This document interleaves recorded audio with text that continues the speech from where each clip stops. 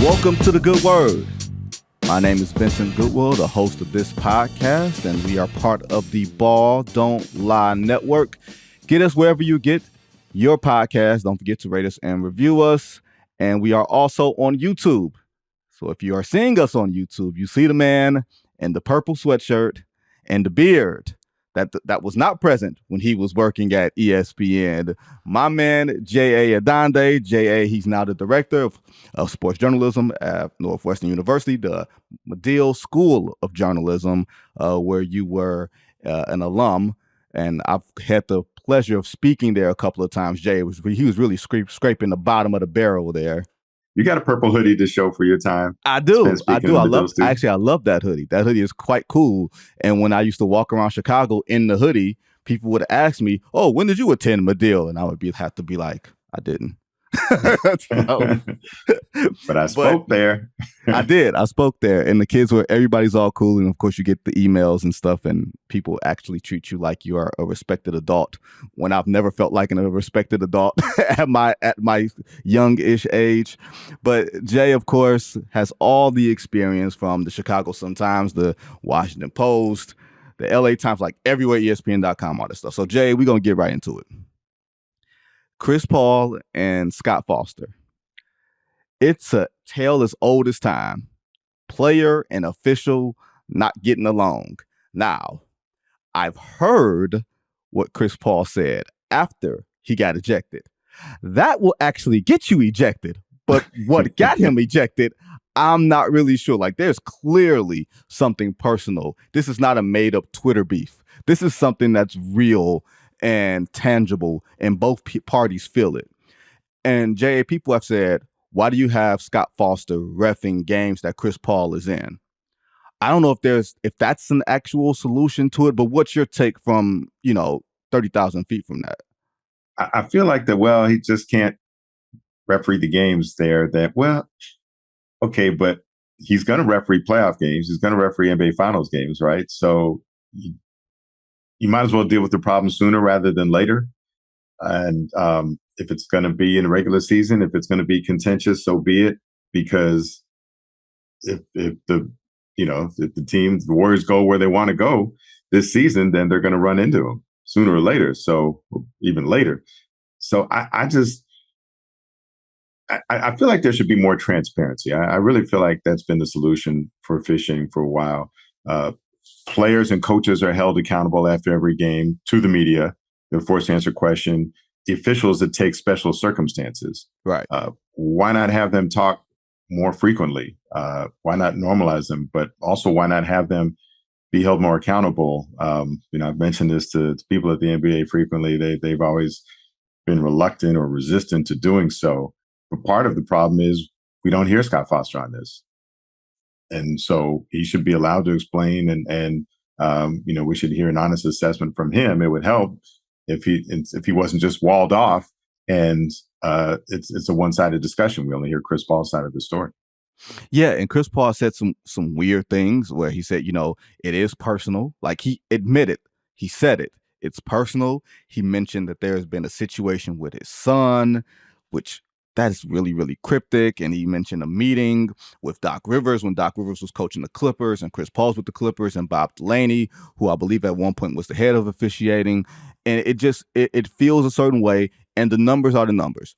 3-17 in games Chris Paul has played in with Scott Foster as a ref. 1-13 in playoff games. Like, it speaks to something. And my thing is both-sided.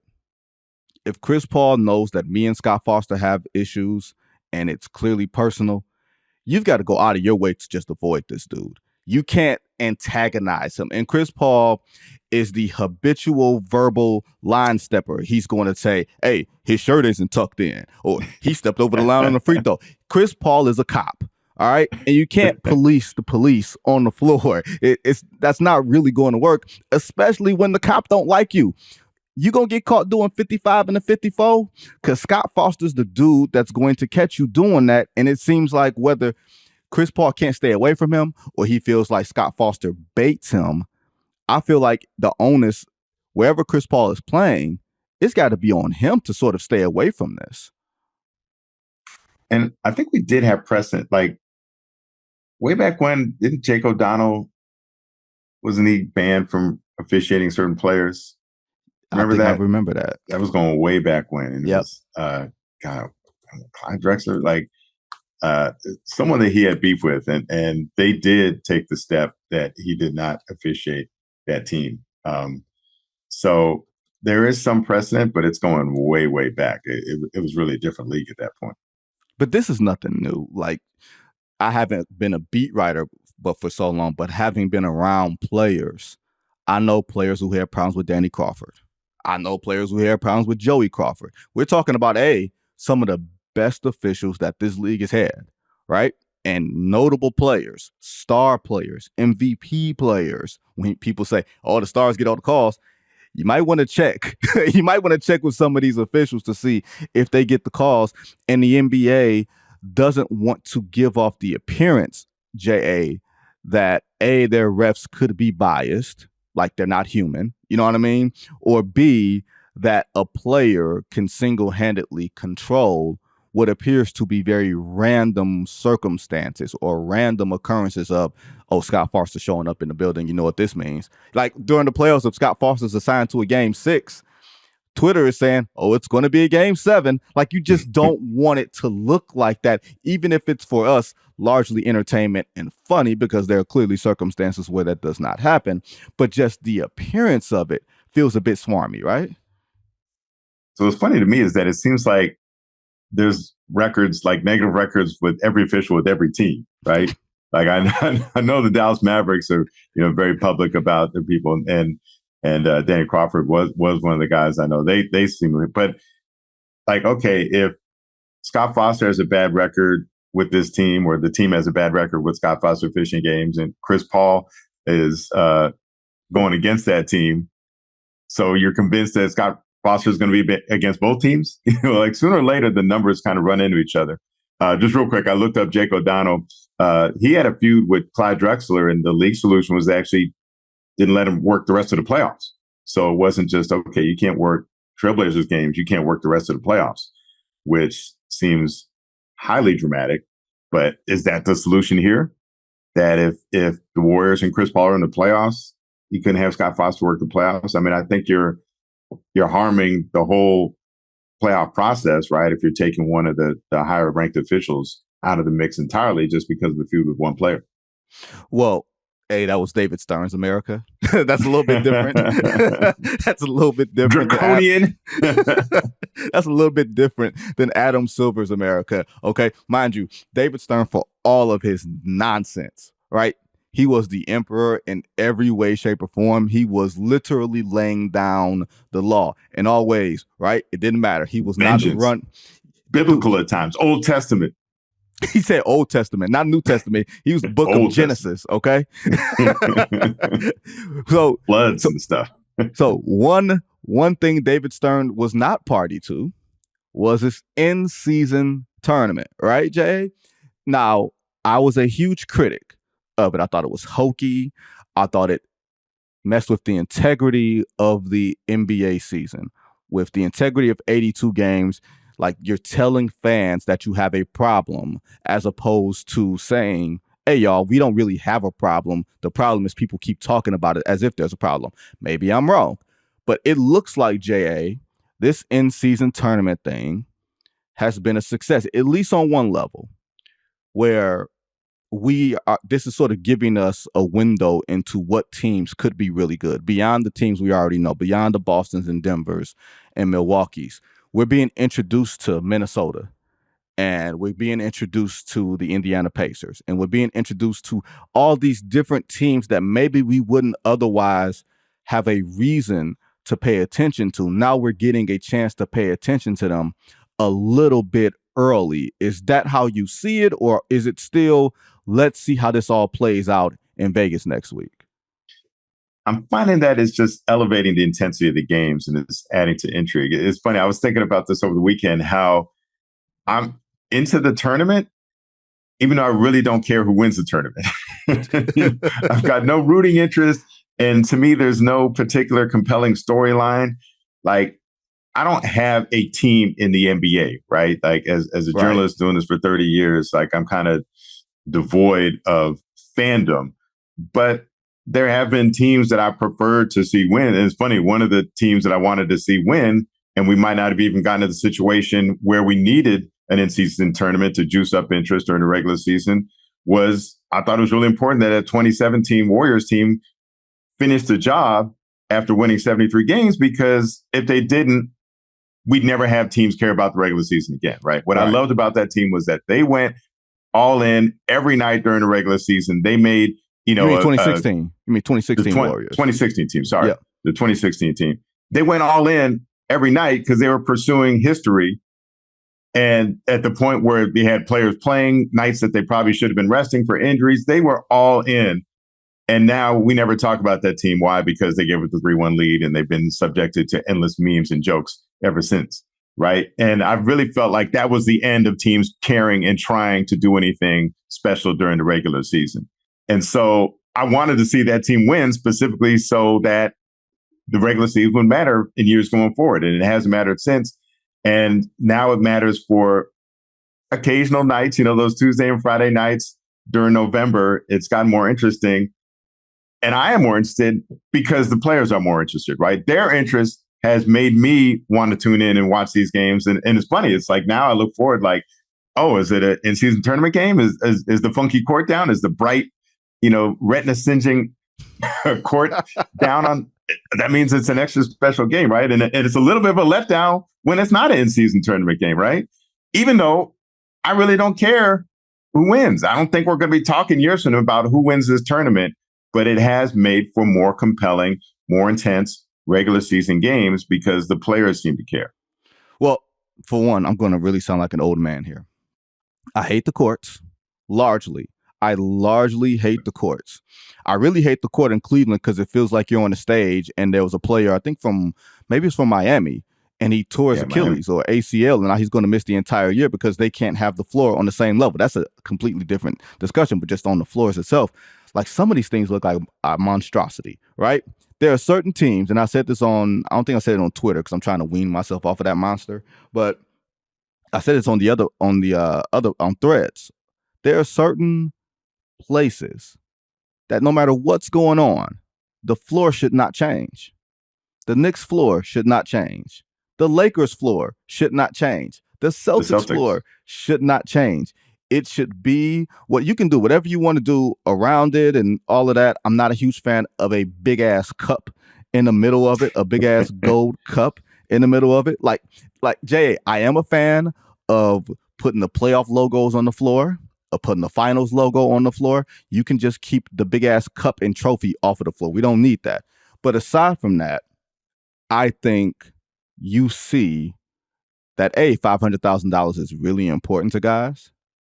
And B, that Adam Silver was right, at least in this form, when he said, you give players a carrot. You say, hey, there's an added incentive for you to win. There's something for you as a team to win.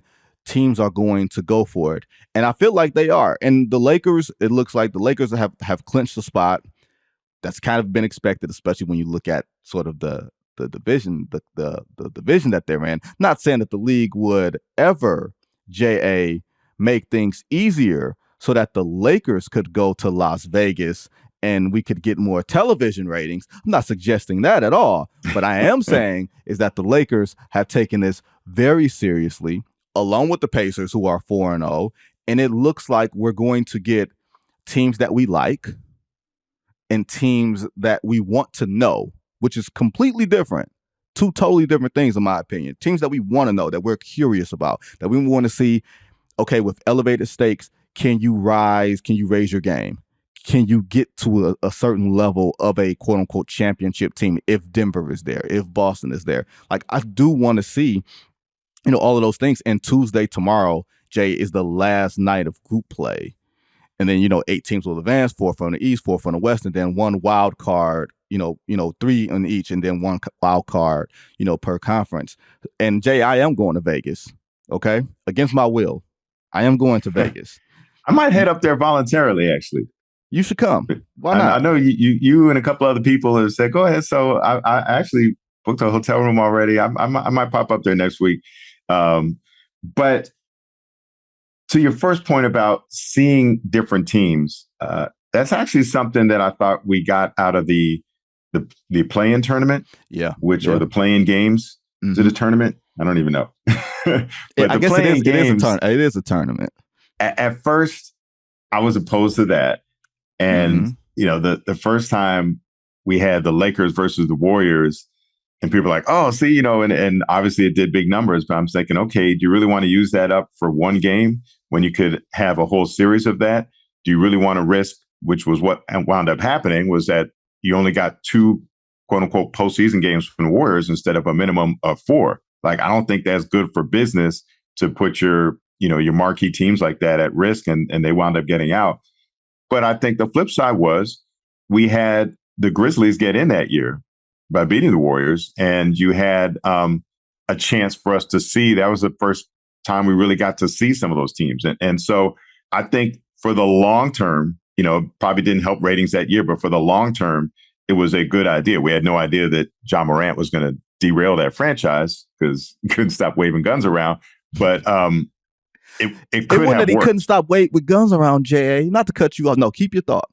It wasn't that this fool couldn't stop waving guns around. This fool couldn't stop telling us that he was waving guns around. If there is one thing that I hate, and I'm not transitioning to Josh Giddey, although I don't think he should be playing while they quickly adjudicate this. They can easily figure this out. But the only reason that we know about Ja Morant is because Ja Morant told us. The only reason we know about Josh Giddey is because, for those who don't know, Josh Giddey has been accused of engaging in an inappropriate relationship with a minor in Oklahoma, where, and this is where it gets tricky, the age for consent is 16, and apparently the woman in question is over 16 years old. So it maybe feels a certain way, it looks a certain way. But the larger point is, J.A., why do these fools got to tell us everything that they doing? I don't need to know. Yeah, the social media component of sharing your entire life. Like, what got Josh suspended was a live stream in a car, right? Like, at what point does your drive ever need to be shared with people, right? Do we ever need video of you driving in a car? Never. It's Never. Not what you're doing is not that exciting. It's not that interesting. But in this case, it wound up costing you 25 games of a season and derailing you. And it's funny. Sometimes the after effect can be more damaging than the actual thing. I've been reminding people that, remember, Gilbert Arenas wasn't initially suspended for bringing guns in the locker room, right? He continued to play while the NBA was investigating. It was what did bring the hammer, the wrath of David Stern, was when he came out and did finger guns in the intros to another game. The finger guns actually got him suspended. David Stern said, "Oh, hell no. You ain't coming out here mocking this whole situation." You gonna play in David Stern's face? Right. So, again, with Ja Morant, he didn't threaten anyone with a gun, right? I don't think he wasn't shown shooting a gun, no. Right? He just pulled it out in a car. That's not necessarily a threat, especially, whatever, depending on the laws of whatever state he was in, right? But it was just the perception of doing this with all that hanging over your head. So you think about how often the NBA is a perception-based league. Mm-hmm. And then given that once you're kind of under the microscope and heightened scrutiny, and you'd still publicly do this stuff. And again, people need to know their history. People need to know what got Gilbert Arenas suspended. And then you wouldn't be doing some of this nonsense when you've already been facing punishment for more serious offenses. No, it's funny because there was no social media when Gilbert Arenas was around. And I guarantee you, if there was, Gilbert Arenas probably would have been suspended well before he actually brought guns to the locker room. He would have done something. Did he ever get in trouble with his blog? Because he was kind of OG and at the vanguard because he was blogging. Remember? And I think it raised some eyebrows. I don't think it ever warranted league punishment, right? But he was kind of already living on the edge with his blog. Yeah, he was living on the edge with the blog. And I don't want people to get the perception that we don't like characters, because the NBA, like, I love characters in the NBA. I think that's partially why I hate that coaches don't wear suits and they don't dress up like adults anymore. Like, you could see personality in how a coach dresses. You can see personality in all these different ways. And I feel like, JA, we got so many different avenues for players to show their personality, and these dudes are boring. Unless you're Ja Morant in a Denver club at Shotgun Willie's at 5 a.m. and you pull out your little baby Harlem Nights gun that was the size of Della Reese's pinky toe. All right, what you gonna do with that little bitty ass gun, for one? Right, Jay? Think about this. The Washington Post had a full ass story on Ja Morant beating up a kid in his backyard, going to finish line and acting a plum fool. Not just him, not just his crew, but his mama. Okay, whole thing. That didn't prompt a whole league investigation. But this fool going out here on Instagram and telling us, pulling out his gun, not once. In the instance you were talking about, that was the second instance where his buddy Devontae Pack was out here showing on Instagram Live. Fool, don't y'all realize that y'all are being watched? Josh Giddey, don't you think just because you're in Oklahoma City and you don't think anybody pays attention, don't think that the Twitter detectives won't find you. Like, that's the great thing about the NBA, JA, is that you don't have to be in a certain market to receive exposure, but you also don't have to be in a certain market to be exposed.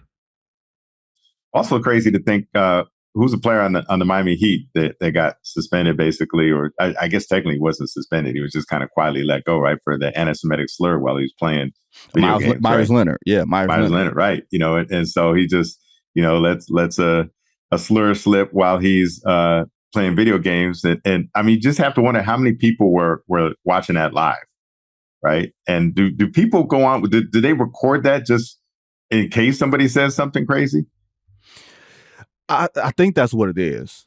Because or how many times it's like Kevin Durant, not that he said anything that really got him in trouble, but like just on Twitter Spaces or something right, going on, or Clubhouse or these things, right? Like no matter how many people are out there, that's why one of my fundamental rules is never hit send on anything, never say anything over the internet unless you're prepared to share it with the entire world. Right. You might think it's a private DM. You might think it's an encrypted, message that's only being sent to one person. Never say or send anything that you're not prepared to share with the entire world and to deal with the consequences. And if they haven't learned that yet, they're going to learn. They're going to figure this out. They're going to really figure this out. But if you're watching on YouTube, you can see JA is wearing purple. That is not Forum Gold. That is not Forum Blue. Forum Blue. That is Northwestern Blue. But JA is an LA guy. He covered the Lakers from the Shaq and Kobe heights of, who hates who. Pretty much during the whole Kobe era. I got back out to LA his second year, and I was there through his last game. What's funny? I'm not sure how many people can say they were in the building for his first point and his last point, because his first point was a free throw scored at Madison Square Garden, which I was working at the Washington Post, but I took the train up, and that was his first game. Kobe and Shaq's first game with the Lakers in the Garden. So I was there, 1 point, one free throw, that was it. And then I was there in LA for his last game in 2016. So not a lot of people, but I didn't cover his first season, but I was there for his first point. Right. No, that's a 20-year thing. His first game was in November of 96, and his last game was in April of 2016, the same night, as we go full circle. The same night that the Warriors won their 73rd game. And one of those games was on ESPN too. Like, I can't remember which game was on the secondary network. I feel like the Warriors going for 73 was on ESPN too. This just shows you how crazy things were around that time. But this iteration of the Lakers, Jay, I have a hard time figuring them out. Like, they're 10-7. They've had a lot of home games every year, and this is not Laker centric, but every year, Jay, there's a new LeBron initiative, right? LeBron's going to play more defense, or LeBron's going to take his foot off the throttle, or we're going to have more playmakers around LeBron so he doesn't have to have the same amount of responsibility. And this year, it is LeBron's not going to play as many minutes. We're going to keep his minutes down. Well, LeBron's leading the team in scoring, leading the team in assists, second in rebounding, playing 34 minutes a game. That whole passing the team to Anthony Davis thing ain't quite happened, right? Like, how long can they keep doing this, or how long can he keep doing this? Because as we've seen, J.A., whenever LeBron pushes it too hard, too soon, there is a price to be paid on the back end. Yeah, and last year, he really wanted to get that record, the scoring record at home. It kind of all pointed to that one night, and he really went all out. And then, we didn't see him for a couple of weeks after that. Right? Mm-hmm. We saw him at a suite at the Super Bowl, but we didn't see him on the court that much right afterward, right? We do have to be conscious and cognizant, and it's just, I think it's alarming for the Lakers how LeBron dependent they are at this point. But really, I kind of gave up on the Anthony Davis takeover really in the bubble, because as they started their first couple rounds of the playoffs, they actually did go as Anthony Davis went. Like, if you looked at his plus minus, it was better with him than it was for LeBron. And then they got to the finals, and LeBron was like, all right, I got this. I'll take it from here. Yep. And he thought that maybe would have been a temporary thing, but no, that turned out to be the template for them going forward. And we've had moments, right? Like Anthony Davis, I thought, was the difference against the Warriors. That was a really good matchup for him in the playoffs last year. And he really dominated at least the early games. I think LeBron was the one that kind of closed out the Warriors in that series. But then against Denver, it just wasn't happening. Right. Nobody has anything for that Joker. Let's just say that. No. And I think in a lot of ways, the story of the season is really open and shut. If Denver's intact going into the playoffs, I think it's theirs. It's kind of interesting too. They don't seem to be too invested in the in-season tournament when we look at that. So I don't know how much the in-season tournament is going to tell us. It is interesting that LeBron does seem in, and that he's carrying them. If they win it all, LeBron's going to be the one to carry them. And I know coming off this weekend, Anthony Davis just had a really great game, kind of showcased what he can do. But they've been too few and far between. And I just don't think it's sustainable. I thought the model for them was going to be Anthony Davis would have to take over. And I thought the reason why this pairing would work was that LeBron had gone to one of the few places and joined one of the few players who was capable of being a number one ahead of him. Right. Even at this stage in his career, there aren't a lot of players that you put him on the team with LeBron and they're going to be ahead of LeBron in the pecking order. And I thought Anthony Davis would be that guy, but he hasn't been that guy. Sometimes it's necessary. Like I thought with the Blake Griffin, Chris Paul Lakers, I thought in order for them to advance, Blake Griffin would have to become the best player on that team. Right. Like I always say, you can only go so far when the best player on the team is my height. Chris Paul ain't that much taller than me. It's hard to win a championship with guys my height as your best player, about 6 feet tall. Blake Griffin could never become that number one guy. Right. And I just don't think Anthony Davis will, as long as LeBron plays, if LeBron's 44, it's hard for me to imagine Anthony Davis becoming a better player, the best player on that team ahead of LeBron. Well, you said a mouthful there. To the Chris Paul thing, that is why Isaiah Thomas will forever be criminally underrated, because he is no taller than Chris Paul. He is barely taller than me, and he engineered 2 championships and probably should have gotten a third if not for Hugh Hollins and his wayward whistle, as we were talking about officiating earlier. But Jay, you said the thing about AD, and I go both sides on AD. And here's why. For one, AD was the MVP of the first 2 games of that 2020 final series. And that man did not get a good look the rest of the way. Okay. that was so obvious. Do you think that was him shrinking, or do you think that was LeBron saying, I got this? Yes. That's what I'll say. I'll say, yeah. But do I think it was more the latter? Absolutely. When LeBron comes out and says, I want my damn respect, that lets you know that clearly what he was thinking about for the last 3 games of that final series. Never mind that Jimmy Butler had 2 30-point triple doubles on his watch, but we're going to leave that alone. Okay. All right, cool. But for AD, and this is the whole thing about the Lakers to me that's really interesting. I agree with you that he's not taking the mantle. The other side of that is it's really hard to play both sides of the floor at a super high level. Joel Embiid isn't even the defender that Anthony Davis is. And he can score 30 points a night because they're not asking him to protect the rim, even though he is the rim protector. They've shaded their defense in such a way that hardly anybody gets there. With the Lakers, it's like, yeah, go ahead and walk down this primrose path. We get Anthony Davis there waiting on you. I think it's really hard in today's game. I think it's really hard, period. And you can only think of maybe a couple of players, maybe Tim Duncan being one, and Hakeem Olajuwon during a very short period of time, right? Where you were a true anchor of the defense and you were carrying the offense. You were the hub of the offense. And even Anthony Davis playing the best defense of his life in the Western Conference Finals last year. Couldn't get a game off of Nikola Jokic. Couldn't get a game. And you're playing the best, most consistent, most concentrated. Like he used so much game plan discipline with Jokic in that series. It had to be demoralizing for him to watch basically Jokic put a clown suit on him for 4 straight games. And I just think it's hard. I wonder, J.A., if big men can anchor a team on both ends of the floor in today's game and win a championship.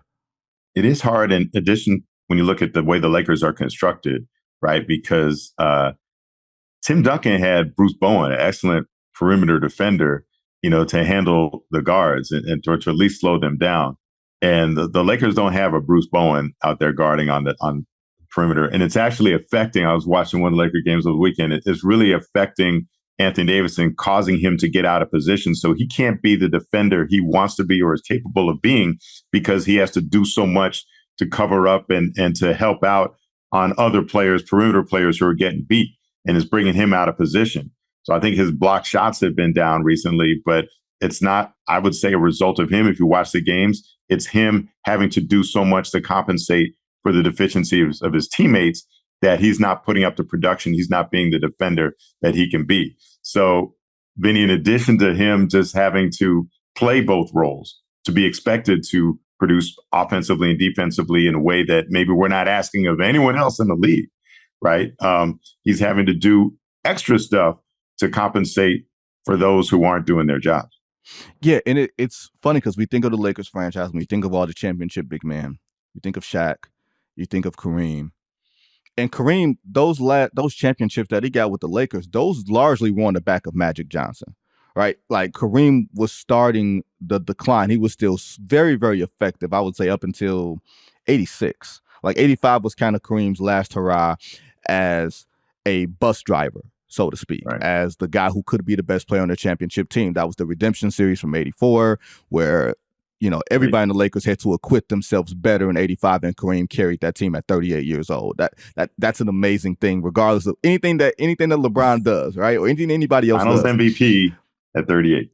Finals MVP at 38, right? And then he plays, 4 more years and wins 2 more championships, largely on the back of Magic Johnson and him being a support player as opposed to a guy that things revolve around. Even Shaquille O'Neal, that first year that Phil Jackson was there, that was the best version of Shaq on both ends of the floor we've ever seen. The next year, that playoff run might have been the best version of Shaq or best version of any player we've ever seen in modern NBA basketball. And that includes LeBron, that includes Mike, because 7 feet beats anything else you got. 7'1", 330 beats anything you got. But it's also the best version of Kobe simultaneously. That's a great point. And unreal performance by Derek Fisher, who just couldn't miss from 3 in the conference finals. So, like, all those things coming together, you're right. That's probably the best playoff run that we'll ever see. Now, to the Lakers, because I'm going to bring this from an Anthony Davis standpoint and from a LeBron standpoint and from an Austin Reeves standpoint. Austin Reeves was the surprise last year. And he got paid. He played USA basketball. Is he dating Taylor Swift and all that stuff? That type of stuff, right? How hard is it to play in Los Angeles, both as a role player who people are expecting a lot from, and as a star player? Like, we think of pressure as far as playing in New York, because it feels like our friend Bomani Jones has is saying, it feels like 20,000 people in Madison Square Garden got money on the game. That's how much pressure it is playing in New York. In LA, it doesn't feel like it because there's so much other stuff to do. But there's an inordinate amount of pressure playing for the Lakers, both as a star and a role player, right? It is, but it's also the rewards are so much higher, right? Like, you can be an Austin Reeves. Like, more people have heard of Austin Reeves than probably are warranted. More people have heard of Alex Caruso than warranted. And, not to say that they're not, outstanding players, but, they're placed in the league hierarchy. They're above some people. We probably talk about Austin Reeves more than we do like Tyrese Halliburton, right? Yes. So there's the rewards that come with it, outside rewards. What's interesting about the Lakers construction is that I noticed they have the only pair of players in the top 10 in the league in per the player efficiency rating. And to the extent that that's the be all end all stat, I don't necessarily do that, but to me, sometimes it's an interesting reference point. Jokic is leading, not that far above Embiid, but the fact that LeBron is 8th, Anthony Davis is 9th, and yet the Lakers aren't like head and shoulders above everyone, right? So like the old construction, to me, predating, the Miami Heat era, you all from the 80s on, you needed to have 2 Hall of Famers in or around their prime in order to have a shot at the championship. Look at every champion, going through the 80s, especially. But that continued through the 90s, and Kobe and Shaq, and you name it, right? The Lakers, you could argue, have that, at least statistically, more than anyone right now, and yet they're still they don't not feel like a championship team. Right. They don't feel like this is the components of a championship team. In the Sixers, you've got Embiid. Maxey, does he feel like a Hall of Fame player? Not necessarily. Denver, Jokic, is Jamal Murray a Hall of Fame player? Not necessarily. Maybe he can play like one at times. Right. Like when the last time the Warriors won, Curry, Hall of Famer, Andrew Wiggins played like a Hall of Famer that postseason, right? So I guess if you can't have 2 Hall of Famers, at least have 2 people playing at a Hall of Fame level temporarily. Or just one supernova, not just Hall of Famer. Like Steph played like a supernova in that 2022 final series. That game 4. But they're still not winning if Wiggins isn't playing at that level. True. Right? No, just support. It was support. Rarely seen one. Like, you need 2 guys. Akeem kind of did it by himself, way back in 95 and 94. 94 especially. He had Clyde Drexler. Yeah.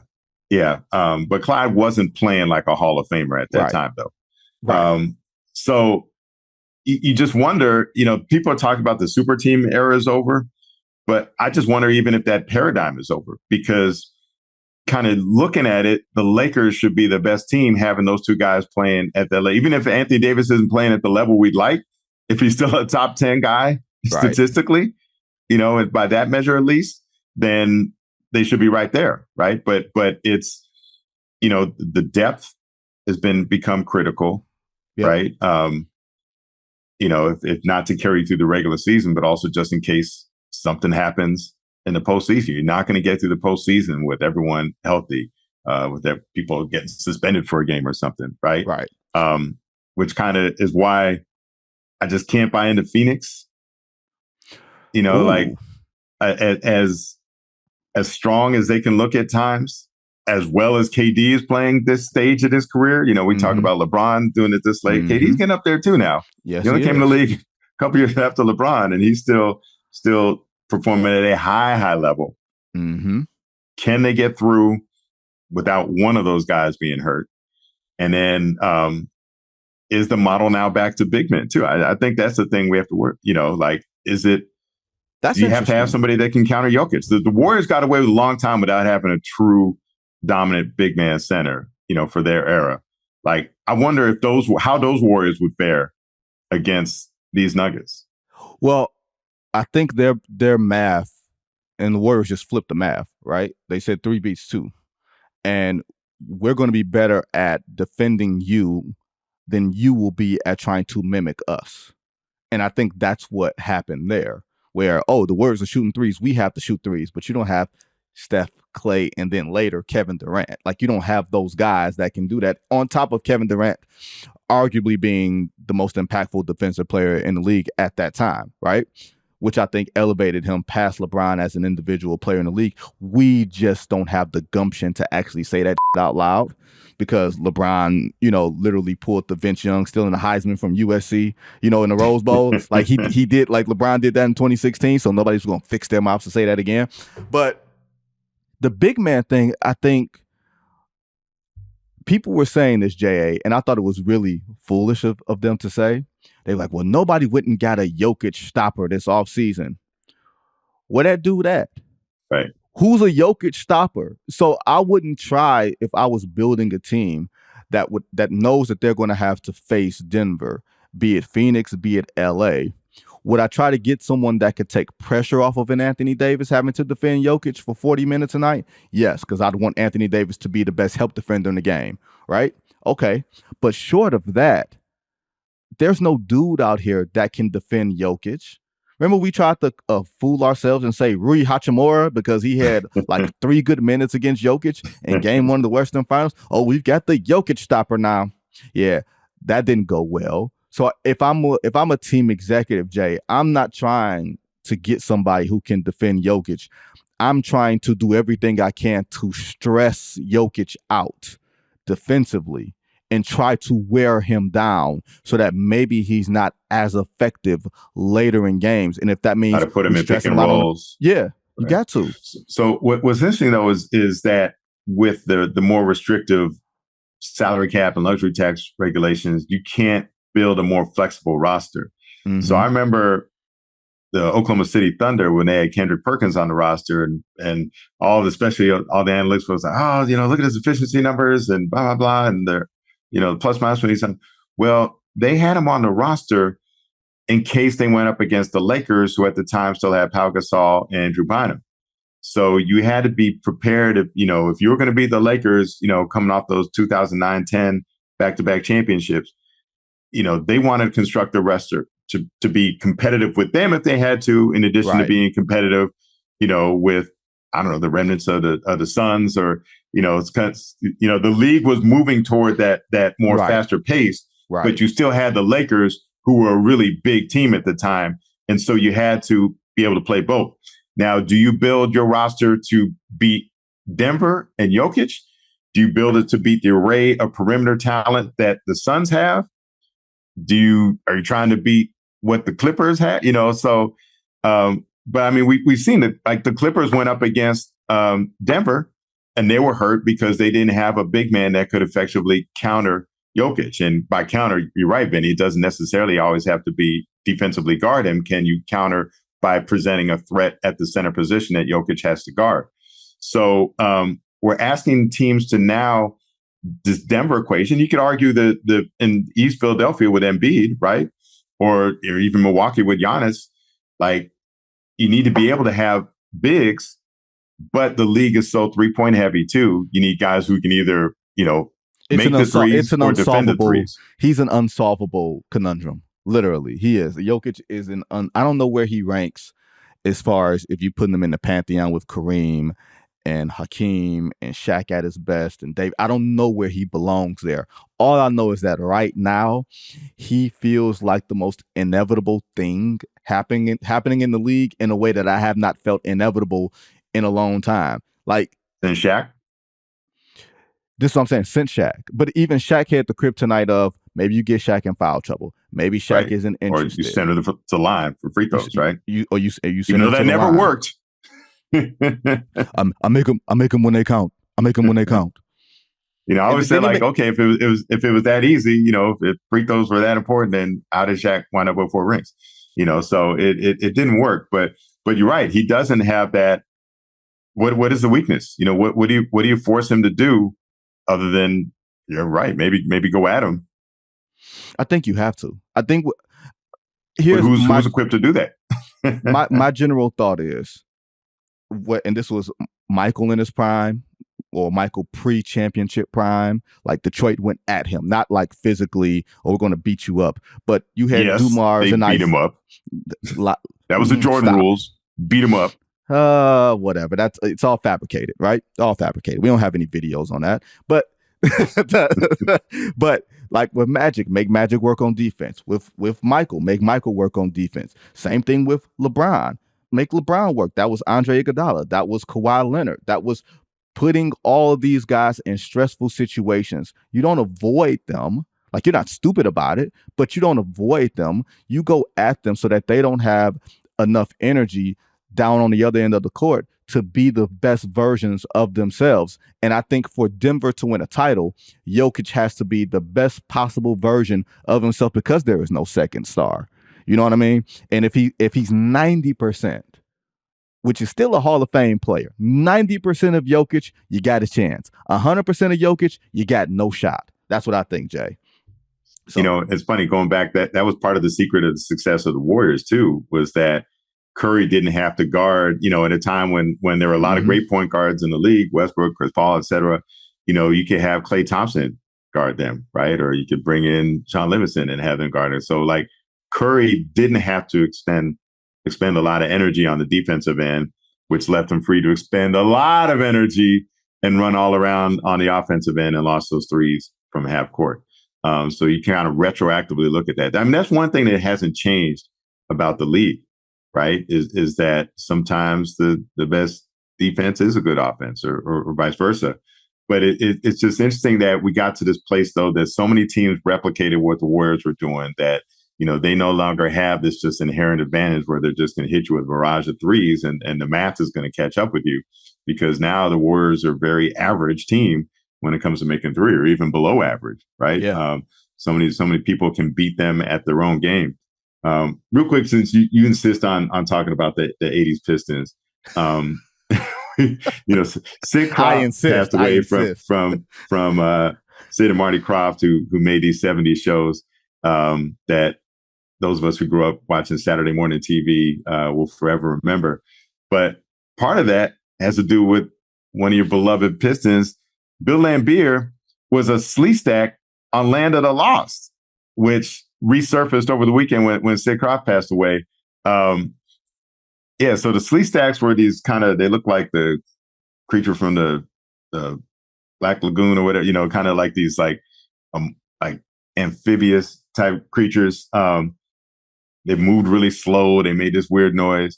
Yeah. And so apparently in a few episodes one year, Bill Laimbeer was one of the guys in the costumes back when he was in high school in the 1970s. He was still tall back then, you know, before he was known as Bill Laimbeer. Maybe his jumper wasn't what it would become later, but he was still tall. So Bill Laimbeer was a sleestack. And I thought that was something funny, a moment of the Bad Boy Pistons that kind of was brought back to light this weekend as people mourned the passing of Sid Croft. And it just prompted like this branch of NBA social media to start, hey, remember the time Bill Laimbeer played a sleestack on Land of the Lost? I didn't see that. I must not have been on social. You missed that part? Yeah. Go back and look. I don't know. You probably don't remember. Was that a part of your childhood? That was not a part of my childhood. HR Puffin stuff and that. J.A., I was born in 1984. So yeah, my birthday. So for Gen Xers like myself, you know, Sid and Marty Croft, rest in peace, Sid Croft. Yo, shout out to Bill Laimbeer for playing a sleestack. That's like the most interesting. That's the most likable thing I've ever found about Bill Laimbeer, was that he was a sleestack once. Okay, let me think about that. What's the most likable thing? What else is likable about Bill Laimbeer? You're struggling. I am struggling. Okay, likable. I don't think likable. I don't think that Bill Laimbeer is as loathsome as our colleague and our good friend Michael Wilbon likes to call him. Bill Laimbeer is loathsome. Dude, you rooted for Bill Cartwright. I cannot. Okay, you rooted for Jerry curled AC Green back in the day, who was also kind of loathsome about. You can't mention the pristine AC Green. Yeah, pristine in one, only pristine in one way. Okay, if you know, you know. Only pristine and untouched in one way. Bill Laimbeer, though, quietly should be a Hall of Famer. if you go look at the numbers, Bill Laimbeer should be in Hall of Famer, but he's not because he's Bill Laimbeer. And that just probably won't ever change. But that, ladies and gentlemen, is my man J.A. Adande. Of course, J.A. leading the entire sports journalism department at Northwestern School of Medill. J.A., of course, appreciate you, man. Thanks again. I'm going to have you on again. You're part of the Good Word family, so to speak. You're in the circle of trust. You got to wear your purple hoodie next time so we can match. I will wear my purple hoodie next time. So as long as people don't think that it's Lakers purple, right? Then we good. I'll make sure it says Northwestern School of Medill across the front. But there you go. Glad to be here. Thanks for having me, and maybe I'll see you in Vegas. Hey, look, unfortunately, you will see me in Vegas. I will be there against my will. That is one of the least places on earth I ever want to be, but I'll go, and we'll have a cocktail or two, shall we say. That is J.A. Adande. Go find him on social media at J.A. Adande, wherever you get your social media nowadays. There you go. What was that again? J. Adande. Just the J, not J. J. Adande. There you go. At J. Adande. Thanks to producer John working behind the glass, Evan and Ron, of course, putting together the videos for us. Dan Devine will be back this week for another episode of Divine Intervention tomorrow. I will be back for a solo episode of The Good Word on Wednesday. Until then, everybody, be safe.